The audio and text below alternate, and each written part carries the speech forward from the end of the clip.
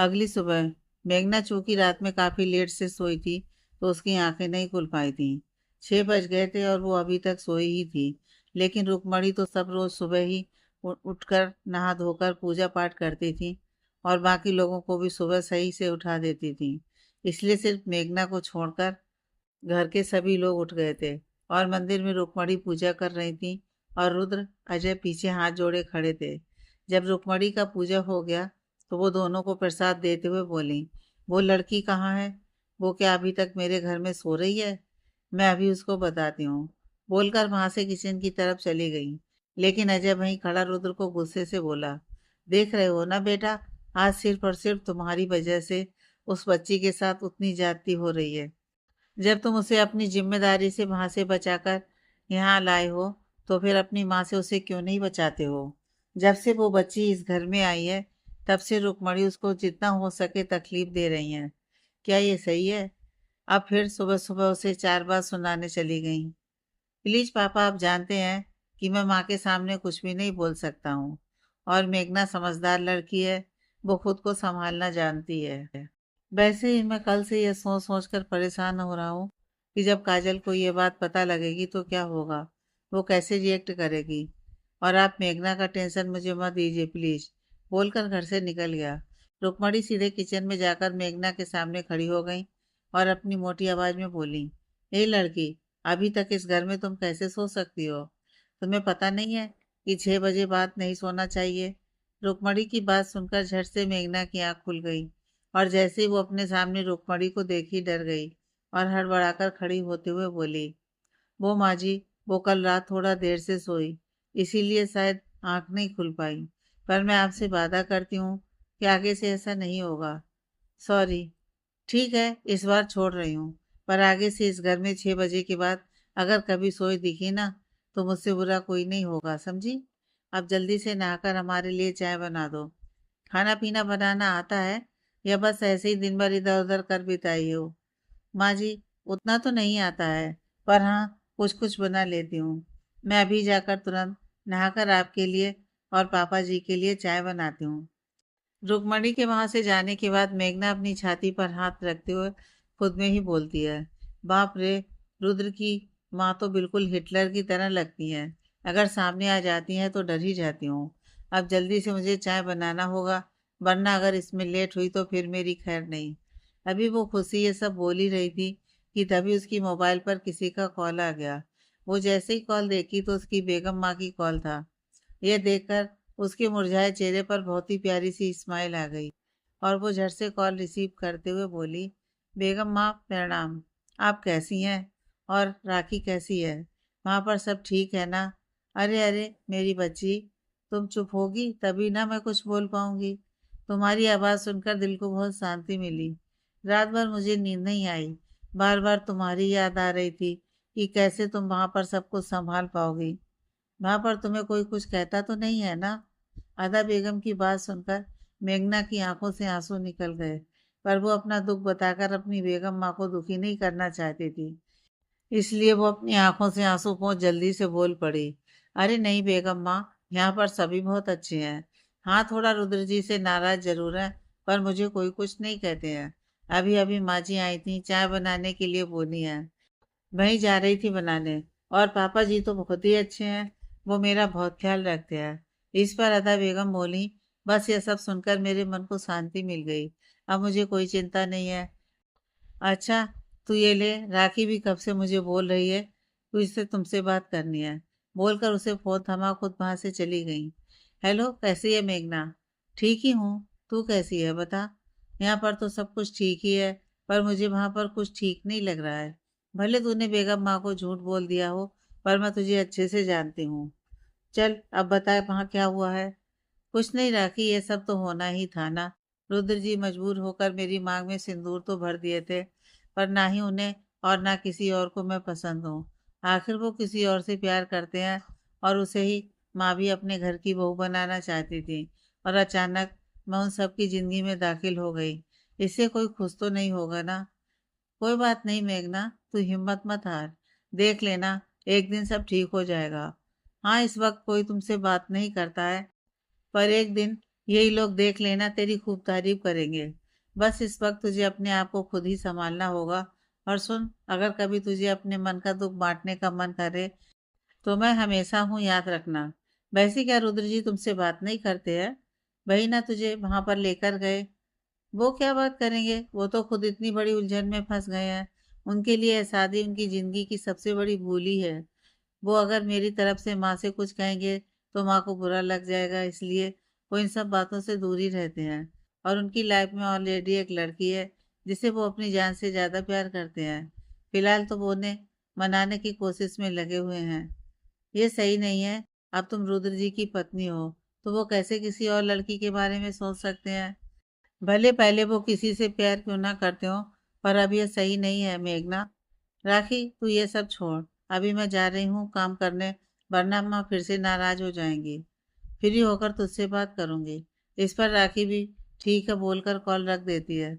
मेघना जल्दी से नहाने के लिए चली जाती है और जल्दी से नहाकर चाय बना रुक्मणी के पास लेकर चली जाती है और जाकर धीरे से आवाज में चाय आगे बढ़ाते हुए बोली, माँ आपके लिए चाय।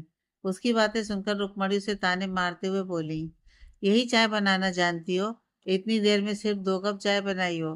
पता नहीं तुम्हें खाना बनाना आता भी है या सिर्फ ऐसे ही बोल दी हो। जाओ जाकर खाना बनाओ। रुक्मणी की बात सुनकर मेघना हामी भरकर चली जाती है। उसके जाने के बाद वहीं पर बैठे अजय चाय की एक घूंट पीते ही बोल पड़ते हैं, वाह क्या चाय बनाई है इस बच्ची ने। सच में एक घूंट में ही लगता है कि सुकून मिल गया हो। और आप इसे बोलती हैं कि खाना बनाना नहीं आता है। अजय का उस लड़की के प्रति स्नेह देखकर चिढ़ते हुए बोली, हाँ हाँ, आपको तो उसका हर काम अच्छा ही लगेगा ना। हाँ। इधर रुद्र काजल के घर के बाहर जाकर दरवाजे पर बेल बजा गेट खुलने का वेट करने लगता है। कुछ देर बाद जब काजल की माँ दरवाजा खोलती है तो रुद्र ने गुड मॉर्निंग विश करते हुए पूछता है, आंटी काजल कहाँ है? अभी तक सो ही रही है क्या? अरे रुद्र बेटा, आप आइए, अंदर आइए।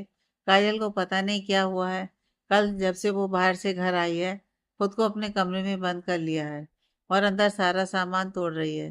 काजल के पापा ने भी उसे कितना पूछने की कोशिश की कि आखिर हुआ क्या है, पर उसने ना तो कुछ बताया और ना ही गेट खोल रही है। अब आप ही पूछिए, शायद आपको कुछ बता दें। काजल रुद्र के बारे में यह सब सुनकर परेशान हो गया और परेशानी भरी आवाज में बोला, आप मुझे बता देती ना आंटी, मैं पहले ही आ जाता उससे बात करने। मैं जाकर देखता हूँ। बोलकर हड़बड़ाकर वहां से काजल के कमरे की तरफ चला गया और जाकर गेट को खटखटाते हुए बोला, काजल दरवाजा खोलो, देखो मैं तुमसे मिलने आया हूँ। मुझे बताओ कि बात क्या है जो तुम खुद को ऐसे अकेले कमरे में बंद कर रखी हो। तुम यहाँ पर से चले जाओ रुद्र, प्लीज मुझे अकेले छोड़ दो। मुझे ना ही किसी से और ना ही तुमसे कोई बात करनी है।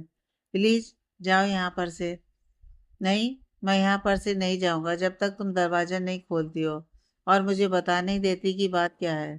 तब तक मैं यहीं पर बैठा रहूंगा। नहीं, मैं दरवाजा नहीं खोलूंगी। मुझे तुमसे कोई बात नहीं करनी है, समझी तुम? माँ प्लीज आप रुद्र को बोल दो यहाँ पर से जाने के लिए। मैं ऐसे आदमी से बात नहीं करना चाहती हूँ जो धोखेबाज हो। रुद्र धोखेबाज शब्द काजल के मुंह से सुनकर बोला, काजल प्लीज तुम एक बार मुझसे बात कर लो। मैंने क्या धोखा दिया है तुम्हें, प्लीज बताओ। मैं सच बोल रहा हूँ। मैं तुमसे बहुत प्यार करता हूँ और मैं तुम्हारे बिना नहीं रह सकता हूँ। ठीक है, अगर तुम दरवाजा नहीं खोलोगी तो तुम भी एक बात सुन लो। मैं तब तक खाने का एक निवाला नहीं अपने मुंह में डालूंगा और ना ही पानी की एक बूंद, जब तक तुम मुझसे बात नहीं करोगी। तभी मैं पानी पीऊंगा, फिर चाहे मेरी जान ही क्यों ना चली जाए। यह बोलकर वो गुस्से में अपने घर चला गया। उसकी बात सुन काजल भी रोने लगी और अपने दोनों हाथों को कसकर मुट्ठी बना खुद को हिम्मत देने की कोशिश करने लगी। रुद्र काजल के घर से गुस्से में आ जाता है और अपने कमरे में जाकर अपने हाथ को जोर से दीवार पर दे मारता है, जिससे उसके हाथों में चोट लग जाती है और उससे खून बहने लगता है। लेकिन उसे उस चोट का कोई एहसास नहीं होता है, सिर्फ काजल से बात करने के लिए तड़प रहा था। कुछ देर के बाद काजल अपने कमरे का दरवाज़ा खोल ली और अपने घर से जाने लगी। लेकिन तब उसकी माँ ने उससे बोला, बेटा तुमको क्या हुआ है, कुछ बताओ तो। आखिर में तुम खुद को ऐसे रूम में क्यों बंद कर ली थी और अब कहाँ जा रही हो? माँ के इतने सवालों का काजल सिर्फ एक ही जवाब दी कि वो रुद्र से मिलने जा रही है, और वो वहां से निकल गई। उसकी माँ वहीं पर खड़ी खुद से यही बोली, पता नहीं इस लड़की को हो क्या गया है, आखिर वो ऐसा बर्ताव क्यों कर रही है। इधर काजल जब रुद्र के घर पहुंची तो उसकी मुलाकात गलती से मेघना से हो गई। वो उसको देखकर फिर से गुस्से में आ गई और उसको इग्नोर कर वो सीधे रुद्र के कमरे में चली गई, जहाँ पर रुद्र अपने बेड पर लेटे हुआ था और उसके हाथों से खून बह रहा था। यह देखकर काजल दौड़कर उसके पास आते हुए बोली, ये क्या रुद्र, तुम्हारे तो हाथ से खून बह रहा है, तुमको चोट लगी है और तुम इस पर कोई मरहम भी नहीं लगाए हो। यह बोलकर जल्दी से टेबल पर रखी दवा वाला डब्बा ली और जाकर रुद्र के हाथों में दवा लगाने लगी। तभी रुद्र बोला, काजल तुम आ गई। मुझे पूरा यकीन था कि तुम जरूर आओगी। ये चोट तो ठीक हो जाएगी, पर तुम्हारे मुझसे बात ना करने की वजह से मेरे दिल में जो दर्द हो रहा था उसका क्या। इस सब की जिम्मेदार तुम खुद हो रुद्र, प्लीज इसका ब्लेम मुझ पर मत डालो। मैं तो तुम्हारी गाड़ी की आवाज़ सुनकर कल दौड़कर तुमसे मिलने आई थी, और मैं जब तुम्हारे घर पहुंची तो तुम शादी कर आए थे। क्या इसमें मेरी गलती है? पता है मैं तुमसे कितना ज़्यादा प्यार करती हूँ।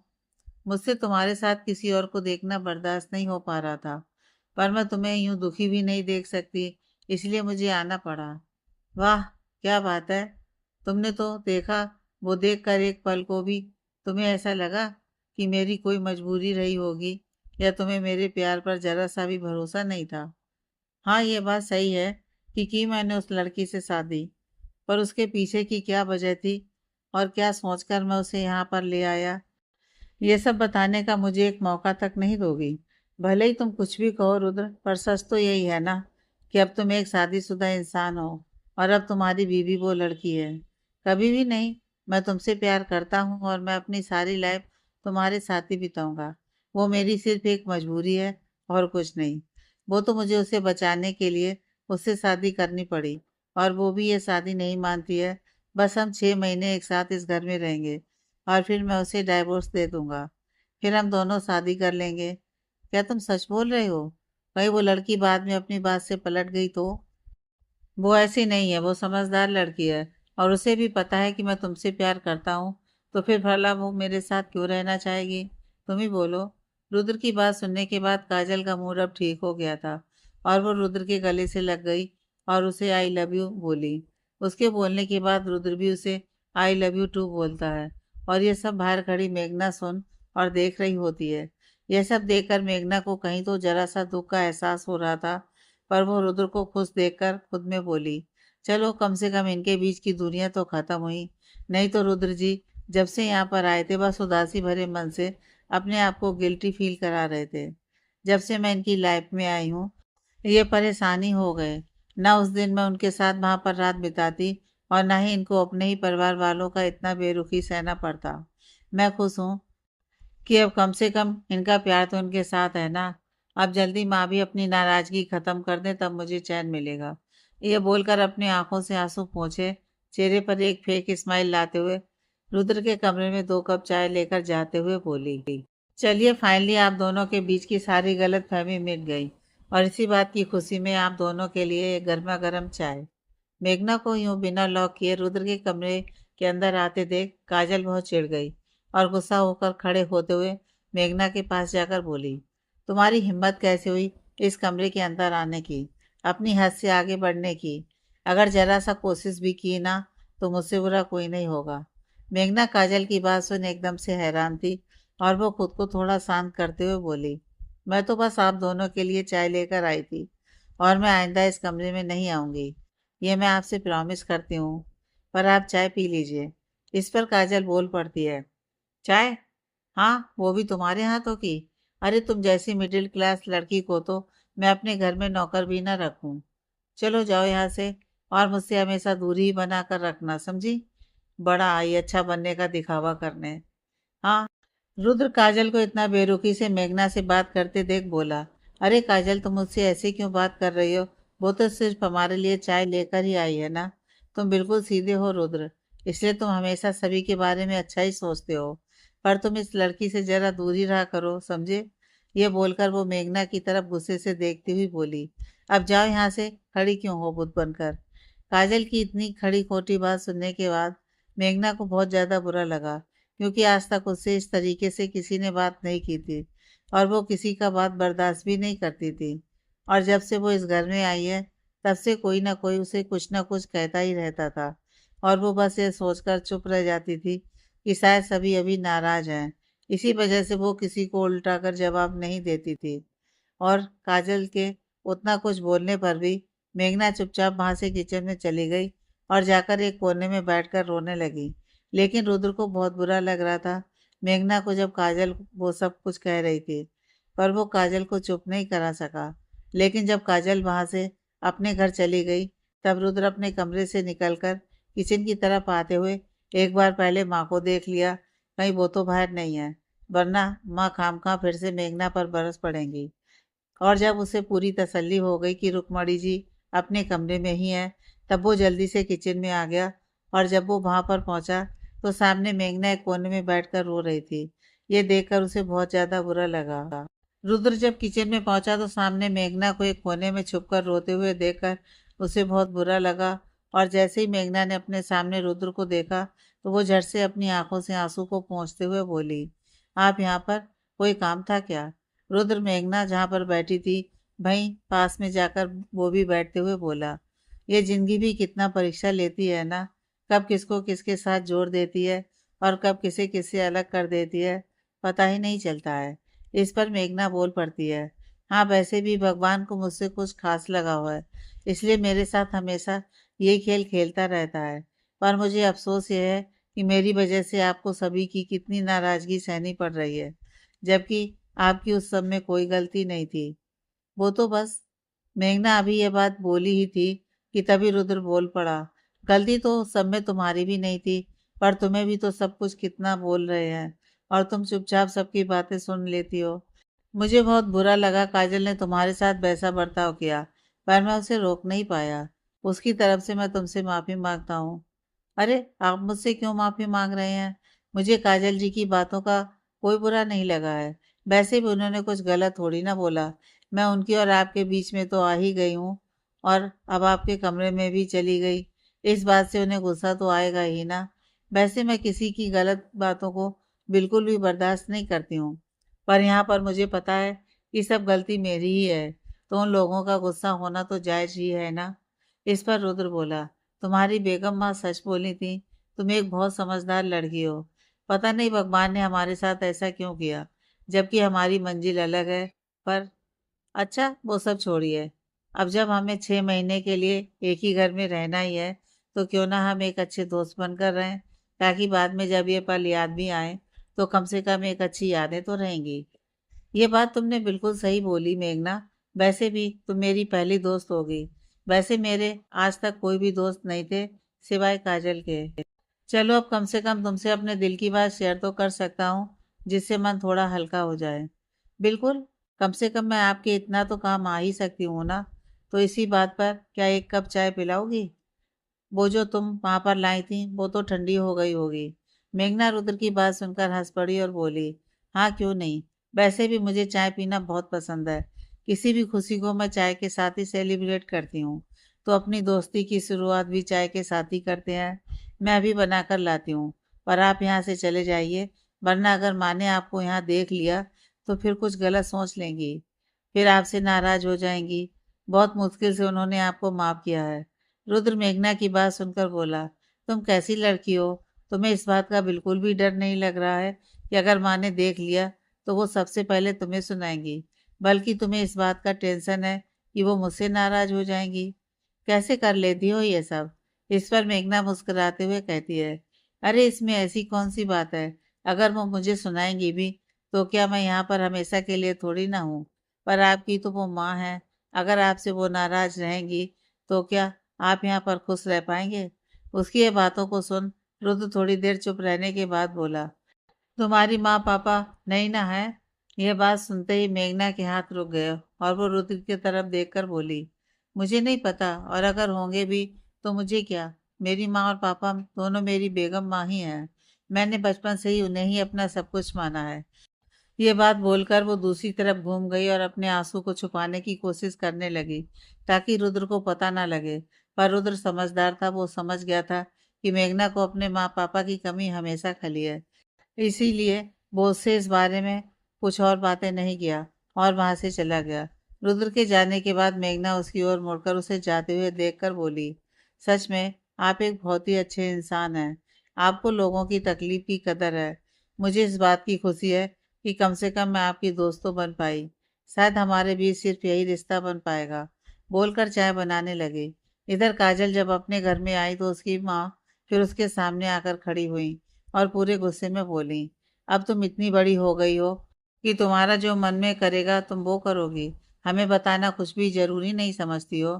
वो तो आज मुझे किसी तरह पता चल गया कि रुद्र की शादी हो गई है। उसने किसी गांव में शादी कर ली है और उस लड़की को लेकर यहाँ पर आ गया है। तभी काजल बोल पड़ी, अरे माँ, आप पहले अपना गुस्सा तो शांत करो, फिर मैं आपको बताती हूँ। दरअसल रुद्र को मजबूरी में उस मिडिल क्लास लड़की से शादी करनी पड़ी है, और कुछ भी नहीं है। वो मुझसे बहुत ज़्यादा प्यार करता है और वो 6 महीने के बाद उस लड़की को डाइवोर्स दे देगा। फिर हम शादी कर लेंगे। इस पर उसकी माँ उसे समझाने की कोशिश करते हुए बोली, बस कर, ये तुम क्या बोले जा रही हो। मैंने तुम्हें आज़ादी दी ताकि तुम इस दुनिया को समझ सको, पर तुम तो बिल्कुल बेकार की बात कर रही हो। चाहे जिस भी मजबूरी में रुद्र ने उस लड़की की मांग भरी हो, पर वो उसकी पत्नी है। अब चाहे तुम अपने मन में जो भी सोच लो, बेटा, किसी का घर उजाड़ कर कभी कोई खुश नहीं रह पाता है। रुद्र अब तुम्हारा नहीं है, उस लड़की का है, और तुम उसका ख्याल अपने मन से निकाल दो। शायद वो तुम्हारे लिए बना ही नहीं था। अपनी माँ की ऐसी बात सुनकर काजल को बहुत गुस्सा आ गया और वो अपनी बगल में रखे टेबल पर कांच का गिलास को उठाकर जोर से फरस पर फेंकते हुए कहती है, आप कैसी बात कर रही हो माँ। आप मेरी माँ होकर उस मिडिल क्लास की तारीफ किए जा रही हो। और एक बात आप अच्छी तरीके से समझ लीजिए, रुद्र सिर्फ और सिर्फ मेरा है और वो मेरा पति ही बनेगा। फिर चाहे मुझे उसके लिए कुछ भी क्यों ना करना पड़े। मैं उससे बहुत ज़्यादा प्यार करती हूँ और वो भी मुझसे उतना ही प्यार करता है। आज उसने मुझे बताया कि वो सिर्फ 6 महीने के लिए ही उसे साथ में रखेगा और फिर उसे तलाक दे देगा। ये बोलकर वो अपना पैर पटकते हुए वहां से कमरे में चली गई और उसकी माँ फिर वहीं खड़ी उसे देखते हुए कहती हैं, भले तुम लाख कोशिश कर लो, पर जो तुम्हारे लिए नहीं बना है वो तुम्हें कभी भी हासिल नहीं होगा बेटा। मेरी बातों को समझो, वरना एक दिन तुम्हें खुद पर बहुत शर्मिंदगी होगी और उस दिन सिर्फ तुम खुद को ही दोषी मानोगी। इसलिए ये जिद छोड़ दो। लेकिन उसकी बातों को काजल ने एकदम से नज़रअंदाज कर दिया। ये देखकर अब उसे टेंशन होने लगी और वो सोची कि वो एक बार रुद्र की माँ जी से इस बारे में बात करेंगी। यही सोचकर वो अपने कमरे में चली गई। मेघना चाय बनाकर रुद्र के लिए उसके कमरे में लेकर जाने लगती है, पर जब वो उस कमरे के दरवाजे पर पहुंचती है तो उसे अचानक से काजल से किया हुआ वादा याद आ जाता है और इसलिए वो उस रूम के बाहर ही रुक जाती है और वहीं से रुद्र को आवाज़ देते हुए बोलती है, रुद्र जी, आपके लिए चाय। रुद्र कुछ काम कर रहा था फाइल लेकर, इसलिए बोल दिया, हाँ दे दो यार, वैसे भी मुझे अभी चाय की ही ज़रूरत है। सर भारी लग रहा है और काफ़ी काम भी पेंडिंग में पड़े हैं। मेघना रुद्र की बात सुनकर फिर धीरे से बोली, प्लीज़ रुद्र जी, आप यहाँ पर आकर ले लीजिए ना। रुद्र यह बात सुनकर बोला, आकर दे दो ना मेघना। अभी वो यही बोलते हुए अपना सर ऊपर उठाया ही था कि तभी उसे भी याद आ गया कि मेघना कमरे में क्यों नहीं आना चाहती है, और इसलिए वो अपनी फाइल को मोड़कर बेड पर रख दिया और खुद उठकर कमरे से बाहर आते हुए चाय का कप हाथ में लेते हुए बोला, सॉरी मेघना, वो मैं काम के चक्कर में भूल गया कि तुमने इस कमरे में ना आने का वादा किया है काजल से। पर इस वक्त तो आकर दे ही सकती थी, वो नहीं है। मैं जानता हूँ कि तुम नहीं चाहती हो कि कोई और प्रॉब्लम बढ़े। नहीं रुद्र जी, ऐसी कोई बात नहीं है। और हाँ, यह बात सच है कि मैं अपने वादे के कारण ही इस कमरे के अंदर नहीं आ पाई। पर आपकी ये बात बिल्कुल ही गलत है। इस वक्त वो नहीं है तो मैं आ जाऊं। वो नहीं है तो क्या हुआ, पर मुझे तो अपना किया हुआ वादा याद है ना, और किसी के साथ चीट करना मुझे नहीं आता है। आप चाय पी लीजिए, आपके सर का दर्द कुछ कम तो हो जाएगा। अगर आप बोलें तो क्या मैं आपके सर को दबा दूं? रुद्र मेघना की बात सुनकर हंसते हुए बोला, अरे नहीं नहीं, मेरा सर उतना भी दर्द नहीं हो रहा है, मैं दवाई ले लूँगा। वैसे भी तुम्हारी बनाई चाय से काफ़ी राहत हुई है, मूड फ्रेश लग रहा है। इस पर मेघना को भी बहुत खुशी हुई कि रुद्र ने उसकी बनाई गई चाय की तारीफ करी है। इसलिए वो मुस्कुराते हुए उसे थैंक यू बोली और वहाँ से किचन की तरफ चली गई। चूंकि रुक्मणी अपनी सोसाइटी में एक काफ़ी फेमस औरत थी, तो इसलिए सारी सोसाइटी की औरतें कभी भी उसके घर आ जाया करती थी, कोई काम के संबंध में। आज भी कुछ सोसाइटी की प्रॉब्लम को लेकर सारी औरतें रुक्मणी जी के घर आ पहुंची, और जैसे ही रुक्मणी ने उन औरतों को देखा, अंदर ही अंदर एकदम से घबरा गईं कि कहीं ये सभी उस लड़की को ना देख लें और कहीं लोगों को उसके बारे में सच ना पता चल जाए। इसलिए वो सभी औरतों को लेकर अपने कमरे में जल्दी से चली गईं। अरे, आप सभी यहाँ पर, वो भी एक साथ, क्या काम है? एक औरत बोली, अरे रुक्मणी जी, आप तो जानती हैं कि हमारी सोसाइटी में अगर कोई काम होता है तो हम सभी सबसे पहले आपके पास ही उसकी सलाह लेने आते हैं, और आज भी कुछ काम से ही आए हैं। हाँ हाँ, हम जानते हैं, इसलिए तो पूछे। वैसे आप सभी बैठिए ना, हम चाय नाश्ता का इंतजाम करवाते हैं।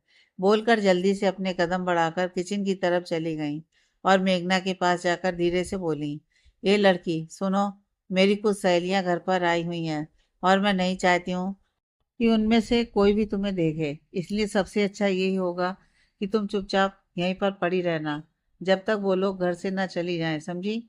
नहीं तो फिर मुझसे बुरा कोई नहीं होगा। जी माँ, मैं नहीं आऊँगी। वैसे भी मुझे उधर कोई काम नहीं है, तो आप आराम से अपनी सहेलियों के साथ बातें कीजिए, मैं नहीं दिखूंगी उन सभी को। फिर रुक्मणी जी मेघना को हिदायत देते हुए बोली, वैसे एक बात और, अब जब तुम यहाँ पर रह ही रही हो तो कुछ काम भी कर लिया करो, क्यों? उन लोगों के लिए नाश्ता और चाय बना दो, और जब बन जाए तो ये सितारा से बोल देना कि ये लेकर ऊपर आ जाएगी।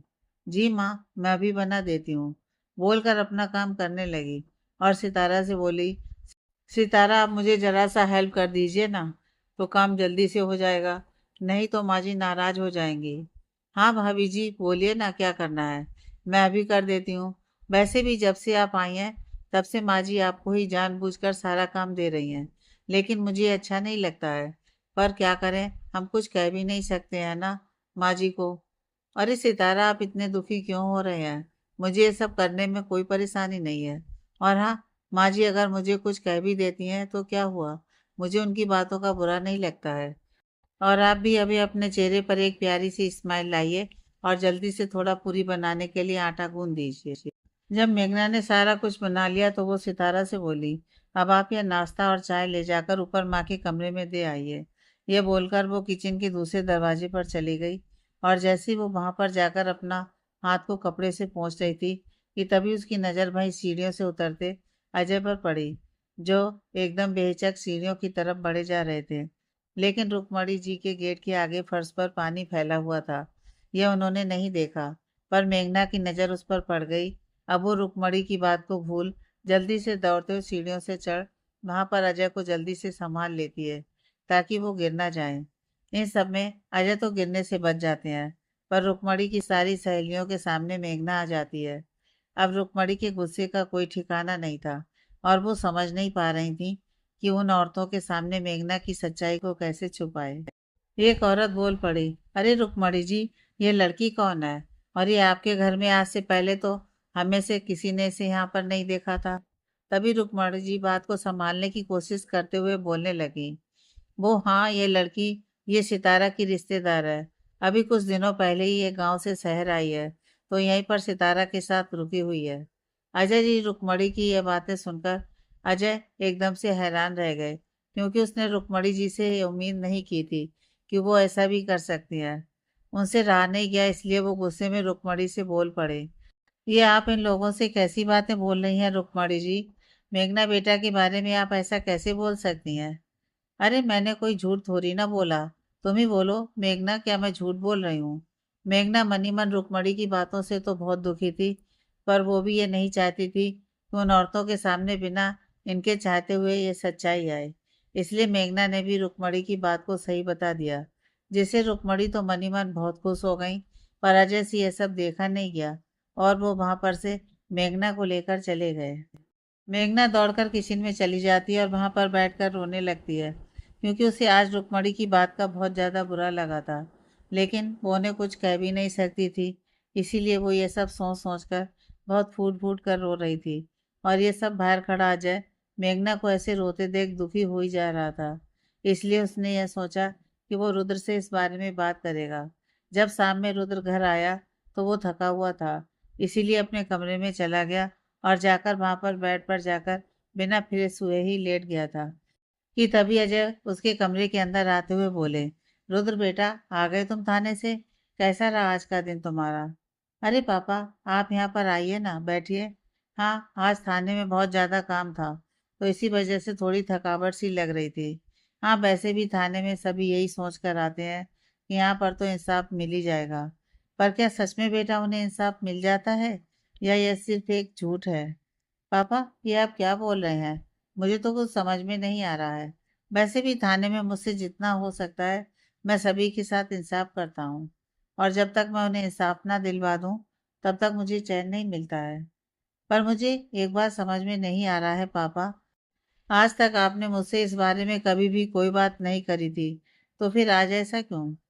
वो इसलिए बेटा, क्योंकि आज तक मुझे ये बात पता थी कि मेरा बेटा जिस जिम्मेदारी से अपना कर्तव्य निभाता है उससे कभी भी कोई गलती नहीं हो सकती है, और ना ही वो कभी किसी के साथ नाइंसाफ़ी करेगा।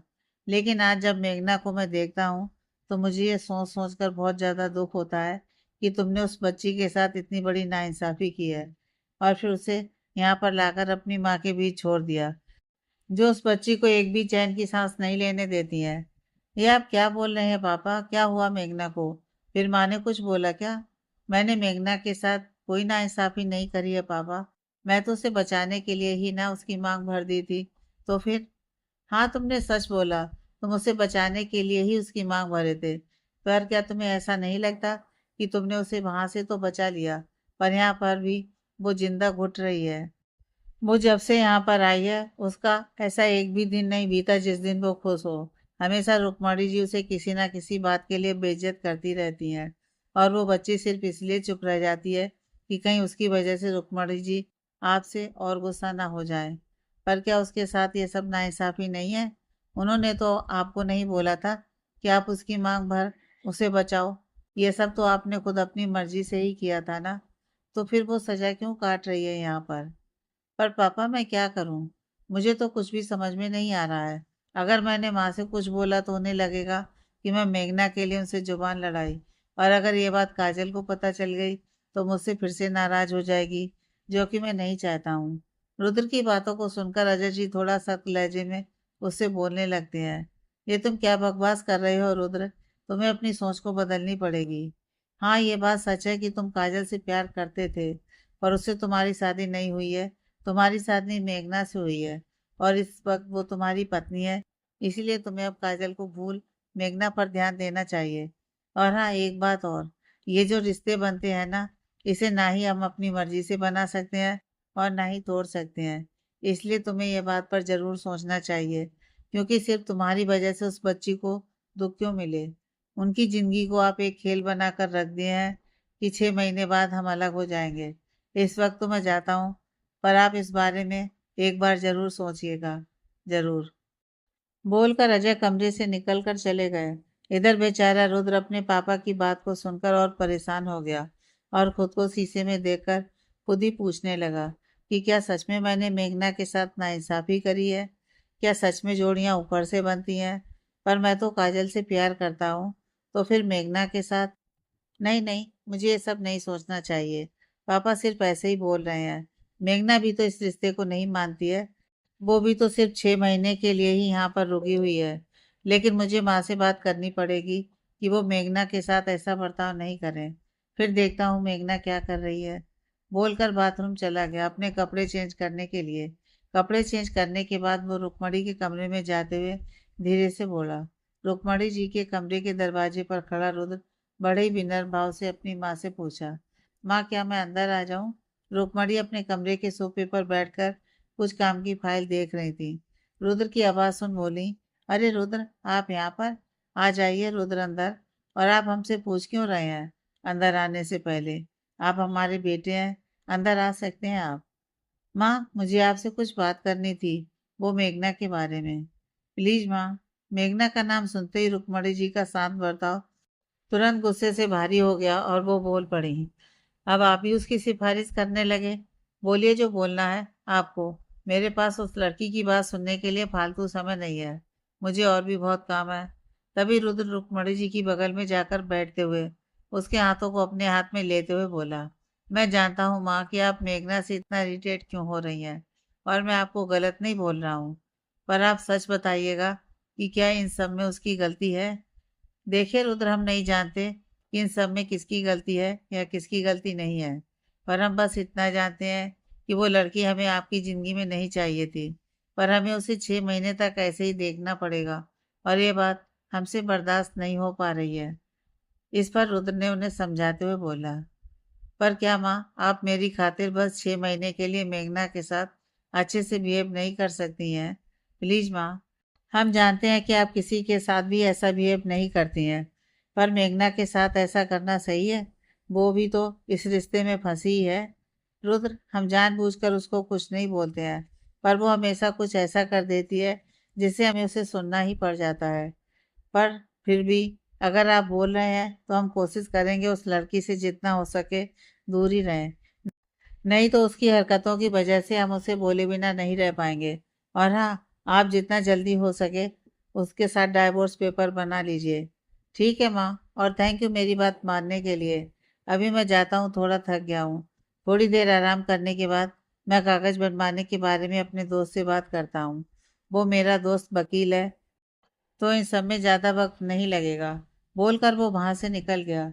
रुद्र रुक्मणी को समझाकर अपने कमरे में जाने लगा कि तभी उसको मेघना की याद आ गई, और वो कमरे में जाने के बजाय किचन में चला गया।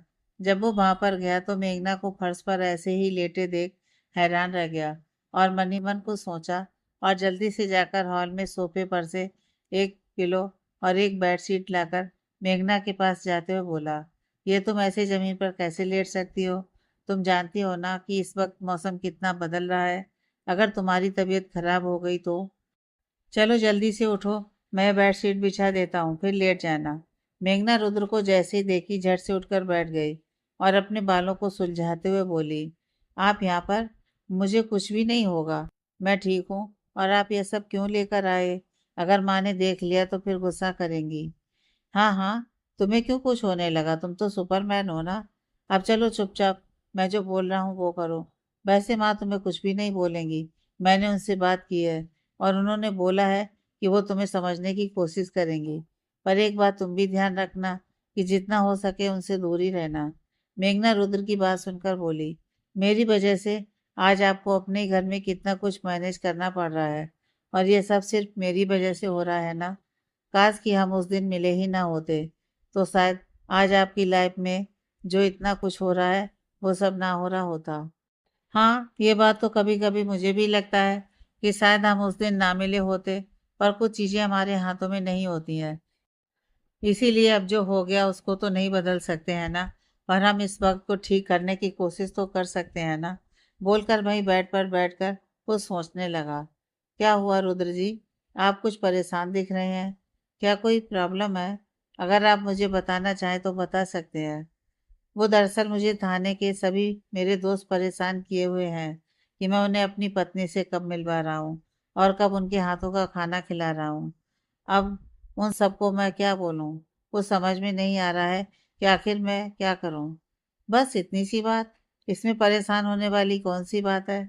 देखिए, आपके दोस्त को ये पता है कि आपकी शादी हो गई है, और किससे हुई है ये तो नहीं पता है ना। हाँ, तो इससे क्या? मुझे समझ में नहीं आया। अरे, मेरे कहने का मतलब यह है कि आप अपने दोस्त को खाने पर आज ही बुला लीजिए, और मैं उन सभी के लिए खाना बना दूंगी। पर जब वो लोग आपकी पत्नी से मिलेंगे तो वो काजल जी होंगी। आप उन्हें पहले ही ये बता दीजिएगा कि आप उन्हें अपने दोस्तों के सामने पत्नी बोलकर मिलवाएंगे। इससे काजल जी भी खुश हो जाएंगी। रुद्र मेघना की बातों को सुन एकदम अचरज के साथ उसकी तरफ देखने लगा और बोला, तुम ये सब कैसे बोल सकती हो? क्या तुम्हें बुरा नहीं लगेगा? और हाँ, अगर तुम खाना बना दोगी तो फिर मैं उन सभी को घर पर बुला लूंगा।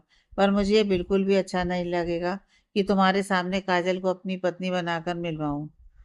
क्या तुम्हें बुरा नहीं लगेगा? नहीं, मुझे बिल्कुल भी बुरा नहीं लगेगा, और आप मेरे बारे में इतना मत सोचिए। वैसे भी 6 महीने के बाद तो काजल जी ही आपकी पत्नी होंगी ना, तो फिर इसमें झूठ वाली कौन सी बात है। मैं तो बस ऐसे ही आपकी जिंदगी में गलती से आ गई हूँ ना। रुद्र मेघना की मासूमियत देखकर उसके चेहरे को ही देखता रहा।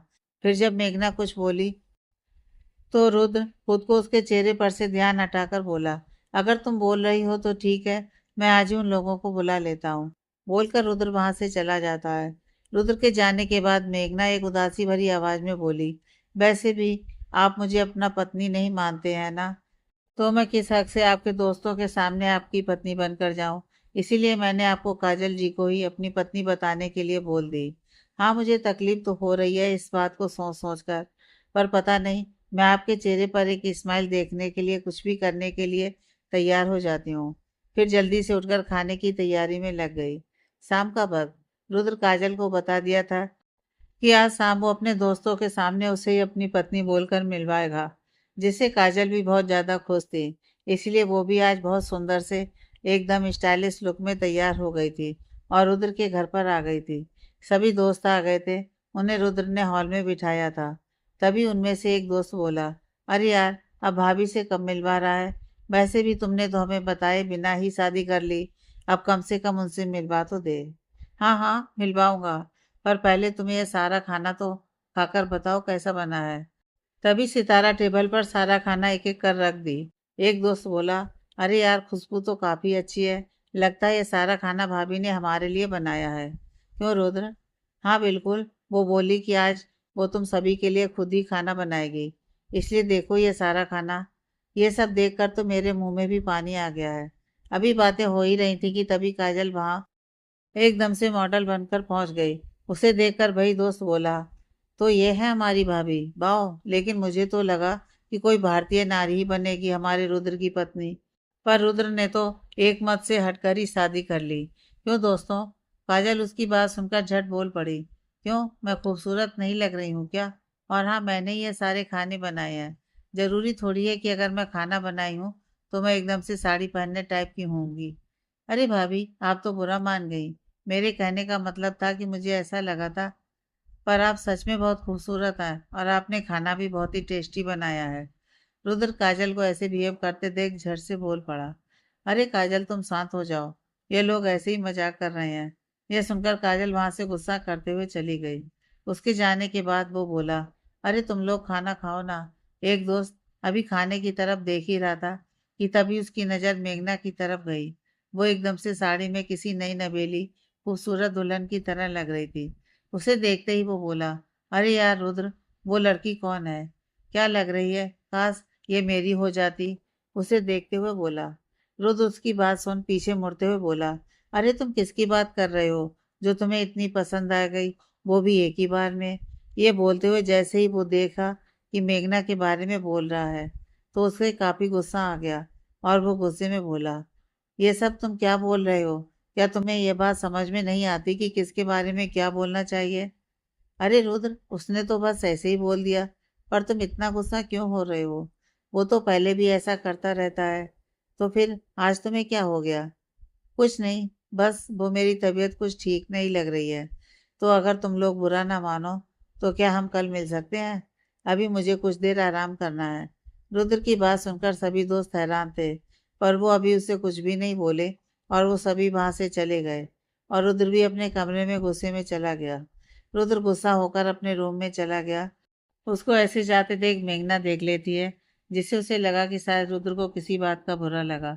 इसलिए वो रुद्र के कमरे के बाहर पहुंच गई और रुद्र को देखकर बोली, रुद्र जी प्लीज आप एक बार बाहर आइए ना, मुझे आपसे कुछ बात करनी है। रुद्र ने जवाब दिया, मेघना, इस वक्त मुझे तुमसे या किसी से कोई बात करने का कोई मूड नहीं है और इसीलिए अभी तुम यहाँ से जाओ। मेघना ने अपनी बात पर जोर देते हुए कहा, प्लीज रुद्र जी, बस एक मिनट आइए ना। देखिए, जब तक आप नहीं आएंगे तब तक मैं यहाँ से हिलूंगी भी नहीं, फिर चाहे माँ भी क्यों ना आ जाए। रुद्र गुस्से में ही बाहर आते हुए बोला, मेघना जल्दी बताओ यहाँ पर क्यों आई हो? मैंने जब तुमसे बोला कि मुझे इस वक्त बात नहीं करनी है, तो फिर तुम क्यों बार बार मुझे बोलकर परेशान कर रही हो? मैं जानती हूँ कि मैं आपको परेशान कर रही हूँ, पर वो क्या है ना कि मुझे पता है कि आप इस वक्त गुस्सा हैं और ज़रूर इसके पीछे आपके दोस्त हैं। लेकिन मुझे ये बात जाननी है कि आपके और आपके दोस्तों के बीच ऐसा क्या हो गया जो आप गुस्से में ऊपर आ गए और आपके दोस्त भी चले गए। कुछ भी नहीं हुआ है। और हाँ देखो मेघना, मुझे ये बात बिल्कुल भी पसंद नहीं है कि कोई मेरे पर्सनल लाइफ में इंटरफेयर करे। पर मैं तो, मेघना भी इतना ही बोली थी कि तभी रुद्र मेघना के मुंह पर दरवाजा लगाते हुए बोला, इस वक्त जाकर सो जाओ, कल सुबह में बात करेंगे। रुद्र को ऐसे दरवाजा लगाते देख मेघना दुखी हो गई और मन ही मन बोली, आखिर में ऐसे कौन सी बात हो गई इनके और इनके दोस्तों के बीच में जो इन्हें इतना गुस्सा आ गया। वैसे ये कभी भी इतना गुस्सा नहीं करते हैं। ये बोलकर वहां से चली गई किचन की तरफ। पर रुद्र अभी भी अपने कमरे में आईने में देखकर थोड़ा गुस्से में बोला, आखिर सच में मैं इतना ज्यादा क्यों गुस्सा कर रहा हूँ? और ऊपर से मेघना के साथ भी इतना रूडली बिहेव किया मैंने, जबकि वो तो सिर्फ मेरे हाल के बारे में जानने आई थी। लेकिन मुझे इतना ज्यादा बुरा क्यों लग रहा है उसके बारे में वो सब सुनकर? नहीं नहीं, मैं कुछ ज्यादा सोच रहा हूँ। शायद वो एक अच्छी लड़की है और इसीलिए उसके बारे में वो सब सुनकर थोड़ा गुस्सा आ गया। और कोई बात नहीं, और कल मैं मेघना से बात कर लूंगा और उसे सॉरी भी बोल दूंगा। अगला दिन रुद्र सुबह जल्दी जल्दी से जग गया और जॉगिंग के लिए चला गया। जब लगभग 7 बज रहे थे तब वो जॉगिंग करके वापस घर लौटा और जाकर अपने कमरे में फ्रेश होने चला गया। तब तक मेघना उसके लिए ऑरेंज जूस लेकर कमरे से बाहर पहुंच गई और आवाज देते हुए बोली, रुद्र जी, आपका जूस प्लीज ले लीजिए। रुद्र मेघना की आवाज़ सुनकर जल्दी से बाथरूम से निकल दरवाजे पर आते हुए बोला, प्लीज मेघना अंदर आओ ना, मुझे तुमसे कुछ बात करनी थी। हाँ तो बोलिए ना, मैं यहाँ पर खड़ी सब सुन रही हूँ। पर आपको तो पता है ना कि मैं। रुद्र, हाँ हाँ, मैं समझ गया कि तुम अंदर नहीं आओगी। आखिर में तुम सत्यवादी हो ना। अच्छा वो सब छोड़ो।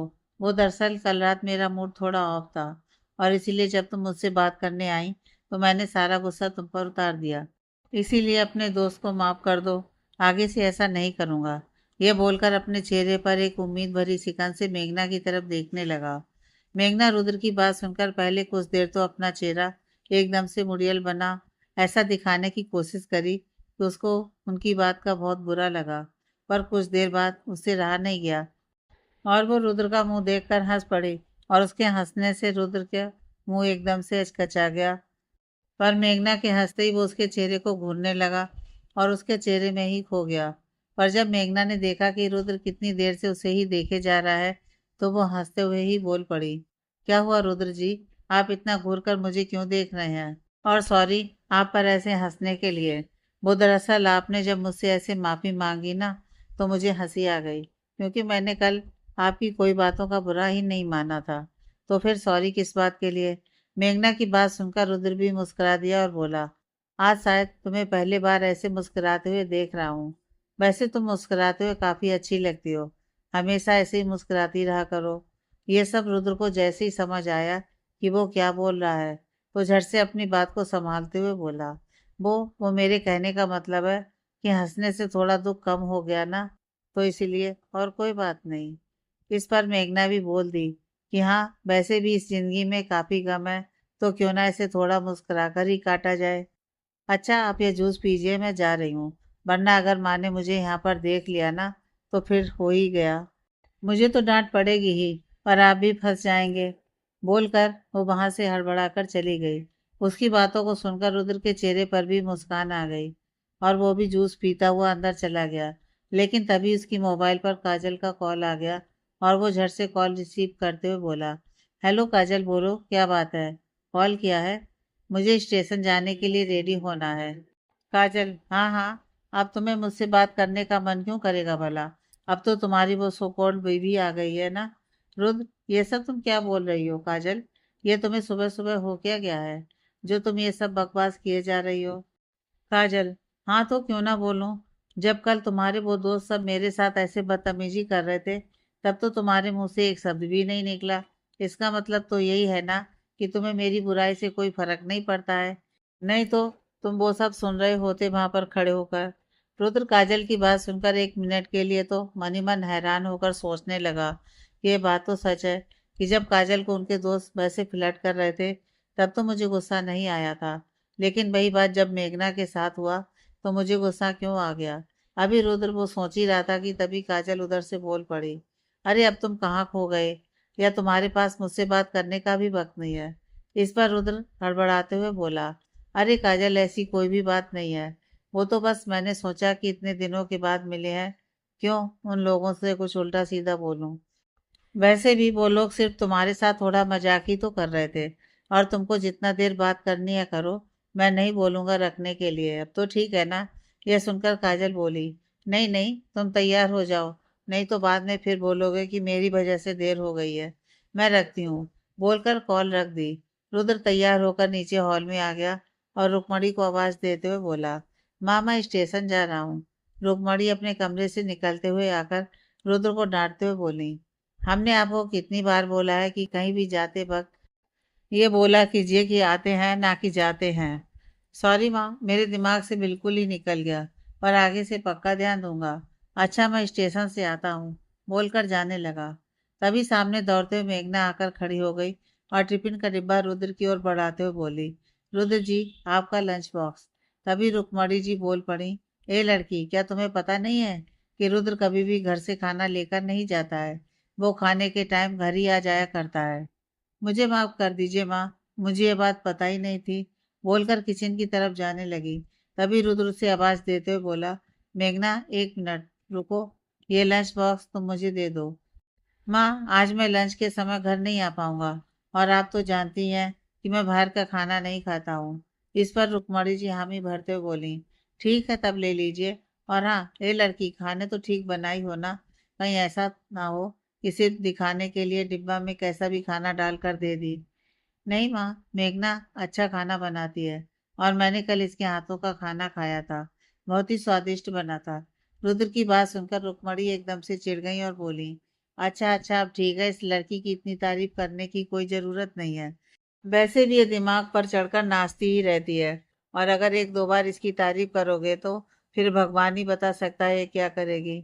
अपनी माँ की ऐसी बात सुनकर रुद्र मेघना की तरफ देखने लगा, और फिर रुक्मणी की तरफ देखकर कुछ बोलना ही चाहा।